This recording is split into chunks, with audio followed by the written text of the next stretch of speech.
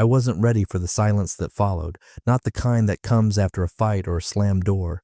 This one was colder, clinical, the kind of quiet you hear in a hospital right after the monitor flatlines. Brandon didn't scream. He didn't beg. He didn't even ask why. He just stood up, walked to the sink, and turned off the dishwasher as if her words had been background noise. As if my declaration hadn't just sliced our marriage clean in two. You should have seen the way he moved. No anger, no grief, just precision, like a man switching off the final light in a room he no longer intended to return to. Before we go on, if you're even a little hooked by what's happening, tap that like button and consider subscribing. 97% of listeners forget, but it means the world to the team behind these stories and keeps them coming. Anyway, he didn't look at me after that, not once. He dried his hands, folded the towel, and walked past me like I was a memory he had no interest in reliving. I sat there, stunned. I'd imagined crying, accusations, a slammed door. I'd prepared for fireworks, not frost, but Brandon. He just disappeared upstairs, no slammed drawers, no heavy footsteps, just absence, the kind that hums. It wasn't supposed to go that way. I thought I'd feel victorious, reborn, like I'd finally reclaimed something that had been buried under years of quiet routines and predictable nights. But as I sat there, the wine in my glass catching the flicker of the dying candles, all I felt was this strange hollowness. Like I'd opened a door I didn't quite have the courage to walk through yet. He didn't ask where I'd go, he didn't tell me to leave, but the next morning when I stepped into the kitchen, his side of the closet was empty. The motorcycle, gone. The safe left open just enough to show the leather pouch where he kept his passport was no longer there. And on the counter, like some kind of legal statement dressed up as a goodbye, sat a small white envelope. Inside was a folded sheet of paper, one line, typed, no signature. If you're going to live without me, do it on your own. There was $200 in cash inside and a city bus pass. I laughed, out loud, just once, sharp and bitter. He always did have a flair for practicality. The house felt different after that. Not just because he was gone, but because it suddenly didn't feel like mine, like I'd just admitted I'd been squatting in someone else's life, and now the actual owner had left me the keys with a polite instruction to get out. I didn't cry, not yet. I packed a duffel bag, texted Rachel. She said I could crash with her for a few nights. Then she didn't ask questions, just sent a thumbs up and her door code. Before I left, I walked back into the dining room. The candles had melted down to little wax pools. The plates were still there, cold, untouched. I picked up the napkin he'd folded beside his glass, smelled the faint scent of rosemary and something else, something harder to place, like the shadow of a memory trying to make itself known.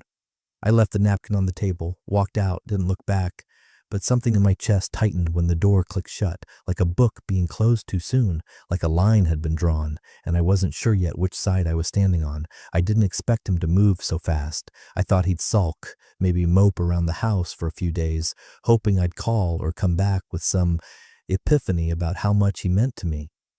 That's how it always went before. Any fight, any distance, Brandon was the one who extended the olive branch. Not because he was weak, because he believed in us, believed in fixing things. But this time, he cut the cord with surgical grace, no hesitation, no ceremony. When I got to Rachel's and tried to order an Uber from the airport to her apartment, my card declined. Twice. I tried the savings account. Nothing. I opened the banking app and every login failed. Even the security question had been changed. My stomach flipped in this weird, nauseating way. Not panic, not yet, just a deep awareness that something had shifted without my permission. Rachel paid for the ride. She didn't say anything about it. I didn't either. When I got to her place, I tried calling Brandon. It rang once, then went straight to voicemail. I texted him, not a long message, just a simple, "Hey, can we talk?" It never delivered. The next day I returned to the condo to grab a few things. He wasn't there, but he'd been there clearly. The foyer table had been rearranged, no keys, no welcome home clutter, just one envelope, perfectly centered, and beside it, neatly stacked, $200 in 20s, and a loaded bus pass still in its sleeve. The envelope had no name on it, just a typed line in that precise serif font he always preferred. If you're going to live without me, do it on your own. That was it. No Lila, no signature, Just a statement of fact dressed up as a farewell. I stood there for a long time, holding that paper like it had weight, like it had blood. I walked to the kitchen, opened the fridge, empty except for the filtered water pitcher and a half-used bottle of Dijon mustard, not a single leftover, not even a note on the fridge. The cabinets had been organized, though. That's how I knew he'd really done it. Brandon only reorganized when something was ending, when his brain needed order to replace the chaos he wouldn't show. Plates stacked by diameter, mugs turned upside down, labeled spices alphabetized. He wasn't angry. He was finished. Upstairs, I found the closet. His side, bare hangers, no shoes, no belts, nothing on the shelf. He hadn't packed like a man running away. He packed like someone preparing for a very permanent absence. The bed was made, flawlessly, and on the nightstand my charger had been coiled neatly. My book, a travel memoir I'd started 6 months ago and never finished, was placed on top. A silent reminder, here's your life. Continue. That night at Rachel's, I couldn't sleep. I stared at the ceiling and tried to remember when exactly Brandon became the enemy in my mind. When did his steadiness become a cage? When did his affection start to feel like obligation? I had told myself the story for months, that I was suffocating, that I deserved more, that I had given too much of myself away to a man who would never understand what it meant to truly live. But now, he was gone. And the truth? The air didn't feel freer. It felt thinner. Rachel knocked on the door around midnight, asked if I wanted anything, tea, melatonin, a trashy movie. I told her I was fine, but I wasn't. I was staring at the man I'd left in my mind, and for the first time, he wasn't soft or passive. He was precise, controlled, borderline surgical. He wasn't wounded. He was done, and that terrified me more than if he'd begged me to stay. Rachel handed me the coffee with that look. You know, the one friends give when they want to be supportive, but also don't want to say what they're thinking too loudly. Maybe give it a few days, she said. Let him cool off. I nodded like I agreed, but I could already feel the shape of things changing. This wasn't a man who needed time. This was a man closing accounts, files, doors. It was 2 days later when I got the formal notice from the property attorney. Emailed. No note, just the subject line. Notice of access revocation, effective in 7 days. I opened it in Rachel's kitchen while she microwaved oatmeal. The coffee went cold in my hand. I read it twice, not because I didn't understand it, but because something about it felt surgical. Like I'd been professionally erased. The condo, entirely in his name. Purchased 5 years before we even started dating. I'd never bothered to ask whose name was on the deed. Why would I? We lived there. We picked out furniture together. I hung curtains. I painted walls. But the mortgage, his. The HOA, his. The utilities, also his, even the Netflix. I used to joke that he liked to control everything. Now it wasn't a joke, and apparently I'd never signed a single lease renewal. Not once. Not in the 3 years we'd lived there together. He always said, I'll take care of it. And I'd let him. The message was simple. My access would expire in 1 week, not unlike a trial membership that had finally lapsed. I called the lawyer's office, but the receptionist said Mr. Bryce wasn't available and that all inquiries should be submitted in writing. That was it. I wasn't even worth a callback. The next morning, I went to the unit with Rachel, hoping to get ahead of whatever came next. The elevator ride up felt different, like the building already knew I no longer belonged there. When the doors opened, I stopped cold. There was a man kneeling at the door, drilling. He glanced at me once, then turned back to the lock. You live here? He asked, almost bored. I started. I did. He shrugged, stood, wiped his hands. New hardware's in. Owner said to make sure only he has the copy. You'll want to contact him if you need anything inside. He didn't smile. He didn't even make eye contact again, just packed up and left. I stood there, humiliated. Rachel reached for my arm but didn't say anything. When I finally rang the bell, just to see if maybe he'd answer, nothing happened. The lock clicked once, then silence. I didn't cry. Not then. Later that evening, a text came through from an unknown number. It was a photo of a key ring sitting on top of a labeled storage bin. My handwriting, my labels, my name in Sharpie on a pink folder. Under the photo, one line of text. Everything but the dress. Storage unit 347, locker code sent separately. The wedding dress. He kept the wedding dress. He didn't return my jewelry, my old college sweatshirt, or even my favorite mug, but he kept the one item soaked in ceremonial meaning, the one I'd never wear again. It took me a full minute to realize what that meant. He didn't keep it out of sentiment. He kept it out of principle, the dress in the closet. Everything else, boxed, numbered, stacked, removed, a clean break, down to the inches. Rachel drove me to the storage unit. She offered to come in, but I told her I needed a minute alone. And when I opened the locker and saw those bins, perfectly labeled, precisely stacked, I realized Brandon hadn't just ended our marriage, he'd archived it. I should have known someone would leak it. And group chats feel private until they're not. You think those little message bubbles are your therapy room, your confessional booth, your sounding board, and then one morning they become evidence. It was Olivia, of all people, who sent me the screenshots. She prefaced it with, "I didn't want to get involved, but you deserve to know." I almost didn't open them. Part of me already knew what was coming, and yet nothing prepared me for the nausea that came with seeing my own words lit up in gray and blue. The texts were brutal, my words, raw, unguarded. I had vented about Brandon for weeks, months, if I'm being honest. The worst of it was there in plain sight. He doesn't challenge me, he just exists. Living with him is like being trapped in beige. I'm tired of feeling married to a spreadsheet. And then the one that punched even me in the throat as I read it. He won't throw me out, he's too nice. The moment I read that line, I knew exactly which one Brandon had saved. He didn't respond to the messages, not then, not later. He didn't call Olivia or start a fight. He didn't send angry replies or ask for explanations. What he did instead was book an appointment with his financial advisor. That's how he worked, not reaction, calculation. Rachel confirmed it a few days later. She ran into one of his colleagues at the market. Pure coincidence. And the guy mentioned Brandon had dropped by the firm for an adjustment meeting. That's what they called it. Not a panic session, not damage control. An adjustment, like a chiropractor cracking your spine back into place after years of quiet misalignment. And Brandon, he was cracking everything into alignment. When I logged into the joint investment portal, one of the few accounts I still had access to, it was locked, no longer accessible. My name had been removed from the emergency contact fields. Even the shared document folder we used for taxes was gone. Emptied, wiped. I checked the metadata. He had cleaned house within 36 hours of receiving the screenshots.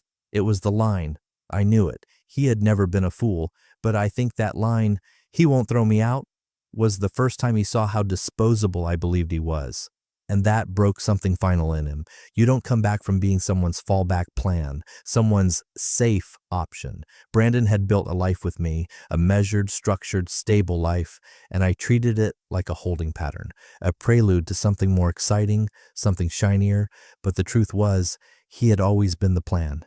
I just didn't see it until I saw my own cruelty reflected back in Olivia's screenshots, until I realized that being predictable wasn't the flaw, it was the foundation. And now that foundation was gone, not crumbling, not shaking, removed, excavated, the apartment, the accounts, the contact lists. Bit by bit, Brandon wasn't cutting me out of his life. He was surgically removing me from the architecture, like a splinter, no pain, no blood, just the steady precision of a man who was done being mistaken for furniture. The irony is, I'm the one who insisted on the prenup. I remember the conversation so clearly. We were sitting on the porch of my old apartment the summer before the wedding, legs tangled under a worn blanket, passing a bottle of wine back and forth, like we were still in college. I told him I didn't believe in financial entanglements, that love shouldn't be about percentages, that I wanted romantic trust, not legal chains. He smiled, kissed my hand, and said, "Then let's put it in writing." I thought he was humoring me. We drafted it over brunches and late nights. I picked the font. I chose the ivory cardstock. I even signed the final copy in gold ink because I said it felt elevated that way. We toasted afterward with champagne, laughing like we were above the mess other couples get into. We were different, smarter, cleaner. I hadn't looked at it since, until the day I got the envelope. It arrived at Rachel's, not by email, not as an attachment, a physical envelope, hand-delivered by courier, cream paper, heavy seal, my name in Brandon's handwriting, still careful and neat after all these years. Inside were three things: A cover letter from his attorney stating the filing process had begun, a copy of the original prenuptial agreement, and a small card laminated like a luggage tag with a single sentence highlighted. Clause 6C, should either party voluntarily separate without cause, spousal support shall be waived. I stared at the words for so long I didn't hear Rachel come in behind me. She picked up the empty envelope, skimmed the return address, and let out a soft whistle. You forgot about this, didn't you?" I didn't answer. She didn't need one. The clause wasn't buried. It wasn't hidden in legalese. It was there, clean, direct, and merciless. And I had signed it, eagerly, in gold, in front of a notary who congratulated us on being so sensible. I don't know what stunned me more, the clause itself or the fact that Brandon had laminated it. Not framed, not tucked away, laminated, durable, waterproof, like it was a card he kept in his wallet in case of emergency, and maybe he had. I called his lawyer. The receptionist said Mr. Lawson would return my call by end of day. He never did. Instead, that night, I received a second delivery. No envelope this time, just a flat mailer, like something you'd use to ship a record. Inside was a USB drive. On it, a folder labeled for Lila. Inside that, 3 PDFs, a signed copy of the prenup, a scanned page from my old journal back when we were dating. My handwriting, underlined in pink gel pen, "I don't ever want to be the kind of woman who relies on a man to survive." A photo of the signing ceremony, me in a floral dress, holding the pen like it was a wand, smiling like I was casting a spell that would protect us both from future heartbreak. Brandon hadn't written a single word in any of the documents, but the message was loud. You wanted trust. You got it. Now live with it. I sat on the floor of Rachel's guest room with the drive in one hand and the laminated card in the other. It felt absurd, like he had handed me a fortune cookie filled with concrete. Not angry, not cruel, just final. And the worst part, it wasn't even revenge. It was respect. Brandon wasn't punishing me. He was honoring the exact terms I had asked for when I still believed I'd never need them, when I thought love was its own insurance policy. But now the contract had matured, and the payout was silence. The sky was overcast that morning, not dramatic, not stormy, just bland and indifferent. I remember thinking how unfair that was, like even the weather refused to pick a side. Rachel pulled up exactly at 9. Punctual, always has been. She didn't say much during the drive. I asked if Brandon had responded to any of her messages. She shook her head, said, "He's not answering anyone, not just you." But the way she said it, flat, clipped, made it clear something had shifted. She wasn't just a friend giving me refuge anymore. She was somewhere in between now, between him and me.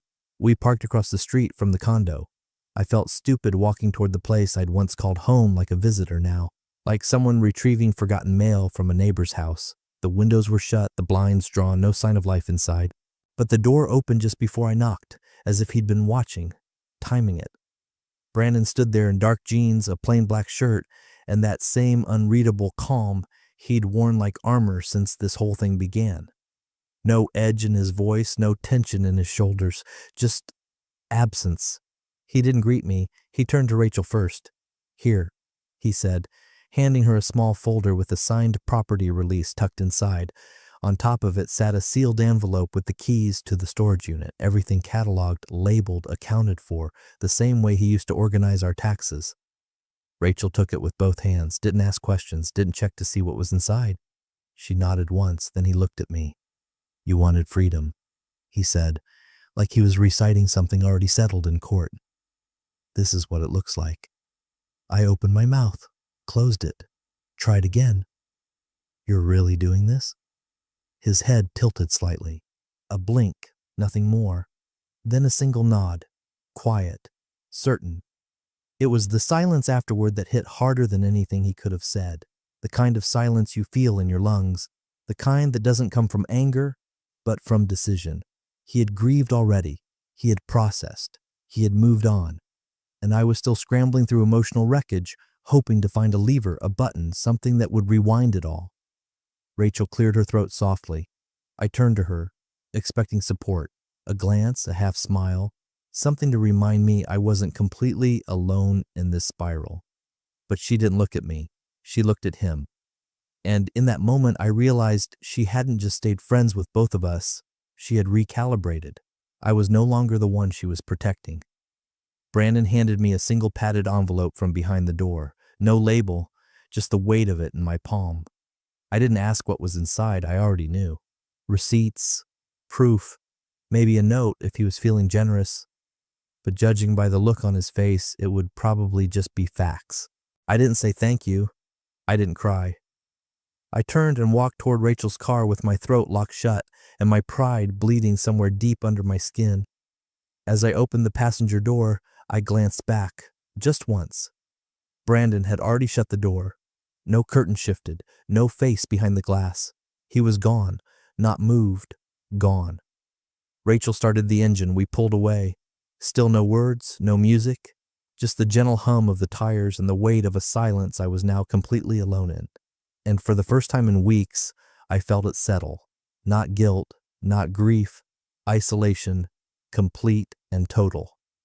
The wedding photo had hung in that hallway for 6 years, centered, balanced, the kind of image that people pause in front of when visiting, smiling politely, commenting on the dress or the venue or how young the couple looked. It was one of those photos people frame because it feels obligatory, like proof that love once lived here. But Brandon didn't hesitate when he took it down. He didn't stop to stare at it, didn't run his fingers over the glass. He just reached for the frame, unhooked it with both hands, and slid it into the donate pile without a second glance. A piece of wall reclaimed, a memory retired. In its place, he hung something smaller, sharper, a certificate, black frame, plain matting, no decoration, just a printed line in bold serif. Debt-free since 2025, assets held, private, not just a financial statement, a message, one that didn't need my name to make its point. The house changed with that gesture. The light felt different, somehow clearer, as if the air had finally stopped tiptoeing. The hallway that once echoed with shared footsteps now only carried one pair, and that was enough. Brandon began cooking again. Small meals, quiet dinners, nothing elaborate, just what he liked. A single plate, a folded napkin, a chair that no longer waited for company. He listened to jazz again, low and steady, while he sipped wine he didn't have to share. The old routines fell away like scaffolding, and in their place, something solid was taking shape. He went to sleep earlier. No more waiting for me to come home from yoga or drinks with friends. No more blinking at the ceiling while I scrolled through endless feeds beside him. Just sleep, rest, undisturbed. And for the first time in months, he woke up, rested. Meanwhile, my nights blurred. Rachel's guest room had lost its warmth. The sheets smelled like someone else. The ceiling fan clicked in that irritating way cheap fans do. I found myself rereading old texts, staring at photos I thought I'd deleted. I scrolled through Instagram but stopped posting. Every draft felt performative, hollow. I'd pass the condo sometimes, just to see, just to confirm it was still there, still standing without me. Once I saw Brandon through the window, reading at the table, legs crossed, a glass of whiskey untouched beside him. The curtain shifted, and I backed away before he could look up. I started writing the letter 2 days later, crumpled the first draft, then the second. Finally, I just wrote the one sentence, no hello, no apology, no justification. Can we talk? I slid it into the envelope with shaking fingers, wrote his name in the center, no address, no return, and the morning I dropped it off, I didn't knock, I didn't linger. I placed it against the door and walked away. Later that day, Brandon found it, and he didn't react immediately. He read it once, then turned the envelope over and set it beside the coffee pot. He didn't pick it back up for hours. He cleaned the counter, watered the plants, folded the laundry, but something had shifted. A new tension hung in the air, not grief, not regret, a stir, not a storm, just a breeze lifting the edge of a page he wasn't sure he wanted to turn. I didn't plan what I was going to say. The whole ride over, I kept playing different versions in my head, some tearful, some proud, some angry, all of them a lie. When I finally stood in front of his door, I realized how little control I had over what would happen next. The door opened before I knocked. He was waiting. He didn't look surprised or tired, just ready. I wore jeans and a sweater I'd bought 2 days ago. New, unfamiliar. I hadn't worn makeup. Didn't want to. Nothing about this moment needed enhancement. Brandon stepped aside to let me in. The place looked calm. No mess, no staged warmth. The same hardwood floors, the same gray rug, but something had shifted in the atmosphere. The walls felt taller, the space larger, as if my absence had made more room than I expected. He led me to the kitchen, poured tea into the old ceramic mugs we got from a flea market in Santa Fe years ago. Mine was still blue with the chip on the handle, a detail that hit harder than it should have. He placed it in front of me, then sat across the table. Said nothing. So I started. I didn't think it would feel like this, I said, being gone. He watched me, polite, unreadable. I thought, I don't know, that you'd fight, that you'd yell. I thought maybe I'd come back and we'd talk it through, that we'd remember what this was supposed to be. Still nothing. Brandon, I didn't leave because I stopped loving you. I needed space. I needed to feel like myself again. At that, he leaned back slightly. Not a challenge, just a quiet withdrawal. I thought you'd chase me, I whispered, and finally the tears came. I thought you'd fight for us. He let me cry. He didn't reach for me, didn't offer a tissue, just let the silence stretch long enough for it to mean something. When the tears slowed, he stood, walked to the counter, and picked up a white envelope. Not thick, just a few pages inside. He slid it across the table. I didn't open it. I just looked at him. It's a finalized separation agreement, he said. Tone even, pre-reviewed, irrevocable. I've already signed it. My heart dropped. You, what? He folded his hands in front of him, calm as a judge. You walked out, Lila. That was your choice. I didn't fight because there was nothing left to fight for. That's not true. It is to me. I opened the envelope with shaking fingers. The papers inside were clear, no legalese to hide behind, no traps, just terms, clean, simple, final. He had given me exactly what I said I wanted. Freedom, he said softly, means you don't get to rewrite what you walked out on. The sentence didn't rise. It didn't hit like a slap. It sank. He stood and took both mugs, even though I hadn't touched mine. Rinsed them out, placed them in the drying rack.